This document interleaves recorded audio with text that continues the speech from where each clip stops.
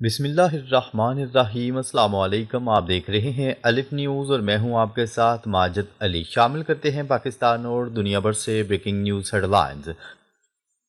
ترکیہ نے اسرائیلی وزیر اعظم نیتن یاہو اور دیگر 36 اعلیٰ اسرائیلی حکام کے خلاف فلسطین کے علاقے غزہ میں مبینہ نسل کشی اور انسانیت کے خلاف جرائم کے الزامات میں گرفتاری کے وارنٹ جاری کر دیے۔ استنبول کے پروسیکیوٹر کے دفتر سے جاری ہونے والے بیان کے مطابق اسرائیلی وزیر اعظم، اسرائیلی وزیر دفاع، قومی سلامتی کے وزیر ایتمار بن گویر اور فوج کے سربراہ ایال زمیر کے وارنٹ بھی جاری کیے گئے ہیں۔ بیان میں کہا گیا ہے کہ اکتوبر 2023 سے غزہ پر جاری اسرائیلی حملوں میں منظم انداز میں مظالم ڈھائے گئے، جن میں ہسپتالوں، شہری آبادی اور امدادی قافلوں کو نشانہ بنایا گیا۔ پروسیکیوٹر کے مطابق 17 اکتوبر 2023 کو الاہلی ہسپتال پر حملے میں 500 افراد جام حق ہوئے۔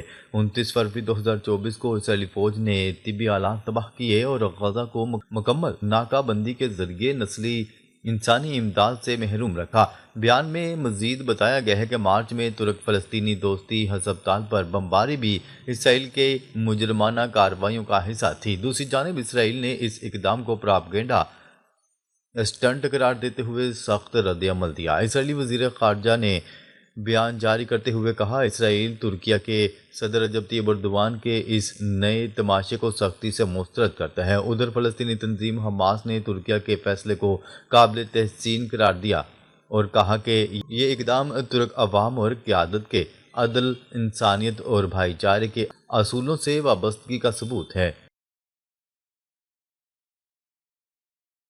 خبر کے اگلے حصے میں بات کرتے ہیں، کابل پر اعتبار نہیں، اگر سرحد پار کارروائی ہوئی تو بھرپور جواب دیا جائے گا۔ خواجہ آصف نے افغان طالبان کو خبردار کر دیا۔ پاکستانی وزیر دفاع خواجہ آصف نے اعلان کیا ہے کہ پاک افغان مذاکرات اس وقت ختم ہو چکے ہیں اور پاکستان کا وفد واپس روانہ ہو چکا ہے۔ انہوں نے کہا ہے کہ مذاکرات کے اگلے دور کی کوئی امید موجود نہیں اور اب ثالثوں نے بھی کابل پر اعتماد کھو دیا۔ وزیر دفاع نے واضح کیا ہے کہ پاکستان اس وقت پاک افغان جنگ بندی برقرار رکھے ہوئے ہے، تاہم اگر افغان سرزمین سے کسی بھی طرح کی کارروائی کی گئی تو پاکستان اس کا بھرپور جواب دے گا۔ خواجہ آصف کا مزید کہنا تھا کہ افغانستان کی جانب سے ہمارے موقف سے اتفاق تو تھا، لیکن وہ اسے تحریری شکل دینے کے لیے تیار نہیں تھے۔ انہوں نے اس بات کا اعادہ کیا کہ ترکی اور قطر نے مذاکرات کروانے میں اہم کردار ادا کیا اور پاکستان کے موقف کی حمایت کی، تاہم ترکیہ کی جانب سے جو میکانزم تجویز کیا گیا تھا وہ اب موجود نہیں رہا۔ کابل میں افغان قیادت مختلف گروہوں میں منقسم ہے اور بالکل بھی اعتبار کے لائق نہیں۔ انہوں نے یہ بھی کہا کہ اگر کابل کی جانب سے یقین دہانی نہیں کروائی گئی تو پاکستان اپنے دفاع کے لیے ہر ممکن اقدام کرے گا۔ پاکستان اپنی سرزمین اور عوام کی حفاظت کے لیے ہر حد تک جائے گا۔ خبر کے اگلے حصے میں بات کرتے ہیں، امن چاہتے ہیں لیکن کسی کے دباؤ کے آگے نہیں جھکیں گے۔ ایرانی صدر نے دو ٹوک پیغام جاری کر دیا۔ ایران کا صدر مسعود پزشکیان نے کہا ہے کہ تہران امن چاہتا ہے لیکن جوہری اور میزائل پروگرام ختم کرنے کے لیے زبردستی مجبور نہیں کیا جا سکتا۔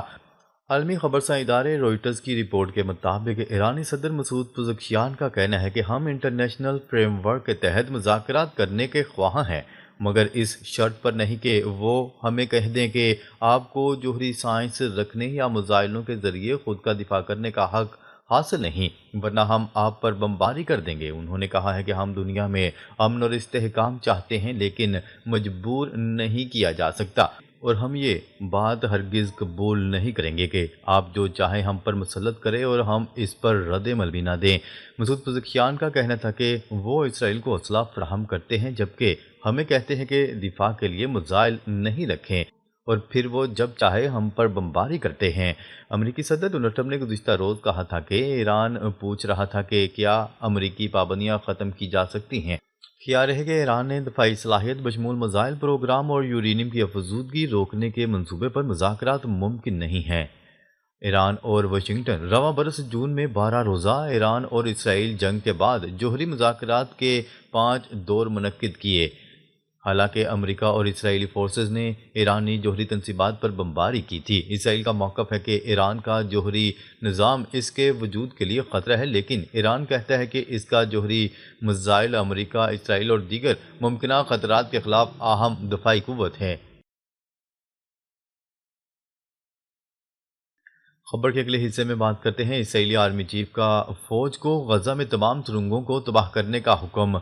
اسرائیلی فوج کے سربراہ نے ایک بیان جاری کرتے ہوئے فوج کو حکم دیا ہے کہ جتنا جلد ہو سکے غزہ میں موجود تمام سرنگوں پر حملے کر کے اسے تباہ کر دیا جائے۔ اسرائیلی فوج کے سربراہ ایال زمیر نے دعویٰ کیا ہے کہ سرنگوں میں ان کے خلاف خفیہ سرگرمیاں چل رہی ہیں۔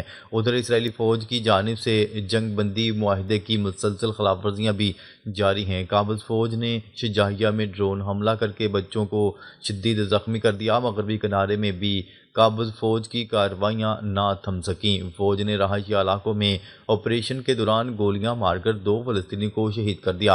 اقوام متحدہ کے ادارہ برائے انسانی ہمدردی نے بتایا کہ مغربی کنارے میں اسرائیلی کارروائیوں میں ایک بار پھر تشویشناک حد تک اضافہ دیکھنے میں آیا ہے۔ ادارے کے مطابق مغربی کنارے میں صرف اکتوبر کے مہینے میں 260 سے زائد حملے کیے جا چکے ہیں۔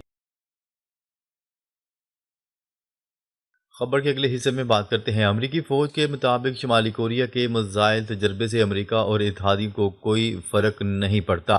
غیر ملکی خبرساں ادارے کی رپورٹ کے مطابق United State Indo Pacific Command کا کہنا ہے کہ شمالی کوریا کے تازہ ترین میزائل تجربے امریکی اہلکاروں، خطے اور ہمارے اتحادیوں کے لیے فوری خطرہ نہیں ہیں۔ امریکی فوج کے مطابق بیلسٹک میزائل تجربہ شمالی کوریا کے عدم استحکام پیدا کرنے والے اقدامات کو اجاگر کرتا ہے، تاہم امریکہ اپنے اور خطے میں اتحادیوں کے دفاع کے لیے تیار ہے۔ امریکی فوج کے مطابق ہم شمالی کوریا کے میزائل تجربے سے آگاہ ہیں، اتحادیوں اور شراکت داروں سے مشاورت کر رہے ہیں۔ دوسری جانب شمالی کوریا کا کہنا ہے کہ وہ بیرونی خطرات کے خلاف جارحانہ کارروائیاں کرنے اور امریکہ کی جانب سے عائد نئی پابندیوں کا جواب دینے کے لیے تیار ہیں۔ خبر کے اگلے حصے میں بات کرتے ہیں امریکی بحری جہاز کی جنوبی کوریا آمد پر شمالی کوریا کی سخت کارروائی کی دھمکی۔ امریکی طیارہ بردار بحری جہاز کی جنوبی کوریا آمد پر شمالی کوریا کے وزیر دفاع نے سخت کارروائی کی دھمکی دے دی۔ قطری نشریاتی ادارے الجزیرہ کی رپورٹ کے مطابق شمالی کوریا کے وزیر دفاع نے امریکہ اور جنوبی کوریا کو خبردار کرتے ہوئے کہا کہ اپنے دشمنوں کے خلاف سخت کارروائی کریں گے۔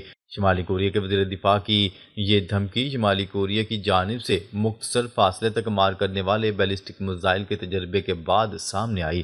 انہوں نے کہا ہے کہ ہم ملک کی سلامتی کو یقینی بنانے اور دفاع کرنے کے لیے دشمنوں کی دھمکیوں کے خلاف کارروائی کریں گے۔ شمالی کوریا کی سلامتی کو خطرہ بننے والی تمام دھمکیاں براہ راست ہدف بن جائیں گی۔ شمالی کوریا نے میزائل تجربہ تب کیا جب امریکہ نے اس کے 8 شہریوں اور 2 اداروں پر نئی پابندیاں عائد کرنے کا اعلان کیا، جن پر سائبر جرائم سے منسلک رقم کی دھلائی کا الزام ہے۔ خبر کے اگلے حصے میں بات کرتے ہیں روس کا یوکرین کے توانائی کے بنیادی ڈھانچے پر بڑا حملہ۔ یوکرین کے وزیر توانائی کا کہنا ہے کہ روس کے ایک بڑے حملے نے یوکرین کے توانائی کے بنیادی ڈھانچے کو نشانہ بنایا، جس سے کئی علاقوں میں بجلی منقطع ہو گئی۔ غیر ملکی خبرساں ادارے کی رپورٹ کے مطابق ماسکو نے حالیہ مہینوں میں یوکرین میں توانائی کے بنیادی ڈھانچے پر اپنے حملوں میں اضافہ کر دیا، جس سے قدرتی گیس کی تنصیبات کو شدید نقصان پہنچا ہے۔ ماہرین کا کہنا ہے کہ یوکرین میں سردیوں کے مہینے سے پہلے ہی ہیٹنگ کی بندش کا خطرہ ہے۔ یوکرین کے وزیر توانائی کا کہنا تھا کہ ایسی صورتحال میں روس یوکرین کے توانائی کے بنیادی ڈھانچے پر ایک بار پھر بڑے پیمانے پر حملہ کر رہا ہے۔ اس کی وجہ سے یوکرین کے متعدد علاقوں میں بجلی بند ہو چکی ہے۔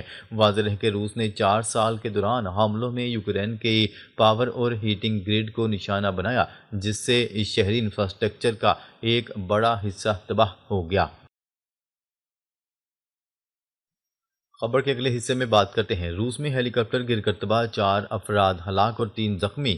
روس کے ایک رہائشی علاقے میں ہیلی کاپٹر گر کر تباہ ہو گیا، جس کے نتیجے میں 4 افراد ہلاک اور 3 زخمی ہو گئے۔ خبرساں ادارے کی رپورٹ کے مطابق حادثہ اس وقت پیش آیا جب ہیلی کاپٹر پرواز کے دوران اچانک ٹیکنیکل خرابی کا شکار ہو گیا۔ ابتدائی اطلاعات کے مطابق ہیلی کاپٹر ایک رہائشی مکان سے ٹکرا گیا، جس کے بعد مکان میں آگ بھڑک اٹھی اور وہ مکمل طور پر جل کر تباہ ہو گیا۔ امدادی ٹیموں نے موقع پر پہنچ کر آگ پر قابو پایا اور زخمیوں کو ہسپتال منتقل کیا۔ حکام کے مطابق حادثے کی تحقیقات جاری ہیں تاکہ ہیلی کاپٹر میں پیش آنے والی تکنیکی خرابی کی نوعیت کا تعین کیا جا سکے۔ روسی ایوی ایشن اتھارٹیز نے واقعے کے بعد تمام متعلقہ اداروں کو خفیہ اقدامات مزید سخت کرنے کی ہدایات کر دی ہیں۔ ناظرین، اب تک کے لیے اتنا ہی۔ مزید خبریں لے کر بہت جلد آپ کی خدمت میں حاضر ہوں گے۔ تب تک کے لیے اپنا خیال رکھیے گا۔ اللہ نگہبان۔